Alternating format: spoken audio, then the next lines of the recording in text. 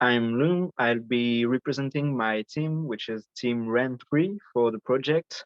Our motto, the title of our project is Check Your Mailbox. And as you seen last week, we chose to um, place the emphasis on raising awareness about digital pollutions and especially the pollution caused by emails, because this was a problem that we personally encountered on the university's grounds and with the interactions together with the faculty. So we chose for this presentation to talk about really the development of our project and our involvement in the virtual environments challenge from the start. I won't just talk about where we are now and the advancement of the project, but I will tell you more about that and where we hope to go in the future, since as I will come to tell you, we have contacted different responsibles of services in the faculty that can help with making this project happen. And we have received replies and will be having meetings starting next week to organize concrete changes in the way the faculty is dealing with the over-cluttered email boxes.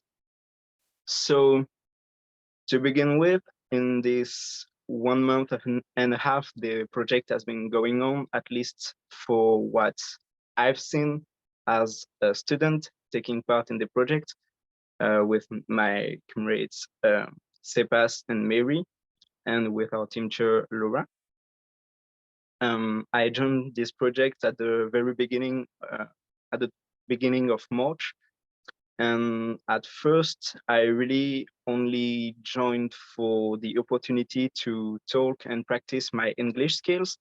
I didn't know much about the actual implications of the challenge and the subject we will have to choose. So hearing about the importance of ecology and the way we had to choose a subject together, it was really interesting to be able to meet and talk about it. Unfortunately, in this time, the project has been going on because of the strikes and the social condition in Rennes and in France in general. A lot of meetings have fallen to be jeopardized. So we really had to meet a lot on work adventure. It was interesting to discover this platform and new ways to work as a team. To begin with, I really must tell you that what made our choice to be about raising awareness about emails pollutions and making it so the way the university deals with it can change was a lot motivated by the fact that we wanted to have concrete actions that will actually take place and will be able to change something on our scale and the scale of the university. The project for us needed to be feasible, and I think we've achieved that to a certain degree, and I'm really proud of that. We have been thinking a lot about what needed to be done in the university, and another idea that came up at first was, for example, to change the heating systems of different bâtiments, but we were faced with the facts really soon after doing some research that the university is actually taking a lot of different actions to better its practices in relation to the environment. So we chose to take an approach that was different from that. And after doing some research on um, research papers about the digital pollutions, we really didn't regret our choice when we discovered that the pollution caused by emails is no less than that would be caused for sending a real letter, for example. This was something that's really motivated us to take it seriously and send emails to the representative from the DSI, the sustainability program officer here at Rennes University, and the responsible for the mandatory methodology classes that we have that are really related to informatical skills.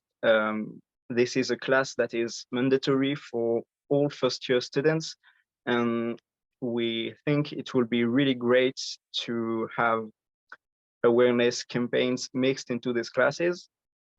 Unfortunately, this is um, um, this is a whole part of the project that I cannot assure you we will be able to see through. In the following weeks, I hope we will receive an answer from the responsible for those classes. Unfortunately, that is not the case for now. We will be keeping you updated and we will keep track of our exchanges with this person. On another side, we have actually received a reply from the Officer of Sustainable Development. And as soon as September, we hope to be able to change some ways that the university is dealing with emails, especially about forums. On the Cursus platforms, there are a lot of automatic emails that are sent, and not everyone will want or need to see them, or at least we hope to make the setting that makes it so that only one email will be sent for a period of time and not one for every message in the forum. The automatical setting and not something you have to set up yourself, although this setting actually does exist right now. Also, we really hope to put an income cap on the mailbox itself. Since the university is managing a mailbox system, it could be possible to force people not to stock too many emails, since deleting them automatically or not would actually make a real difference. Have we shown last week, the pollution caused by emails is also significantly higher if an attachment is used. So we hoped that the university will stop sending its logo in the emails it sends. Those are all things that we will be discussing in the end of next week with the sustainability development officer. And we will be keeping you updated on this front too. As for the way that we have felt about this project during the whole development of it and the way that we have come up to the presentation that I'm now doing, there has been some something that we would have really loved if they were different about the time we were given to actually go through with the project. I know that our team will really try to keep up things even after the end of the year if needed, in order to actually meet the person involved and change things. But I think if the project had been started sooner in the year, we could have done a lot more. Also, it's a bit unfortunate to say that, but the exams week we are going through right now as students in the third year, at least here in musicology, and I know on the other team, they are students of musicology too that can confirm that. We are having a lot of exams that are not in May actually, but right now, and it really coincides with the preparation of this last experimentations that we had to do, starting with a video and now this presentation. On the other hand, this was really a challenge in this way that was more virtual than it could ever be for this virtual environments challenge, since we had to meet up mostly online and really work on a project on a real time basis and on in a real life experimentation. We didn't have to feel too confused or, on the other hand, confident about what was going on externally. And it was really very interesting to try and adapt to the conditions that were changing all over the university and the society around us. So this is how I see the way we've been going through it.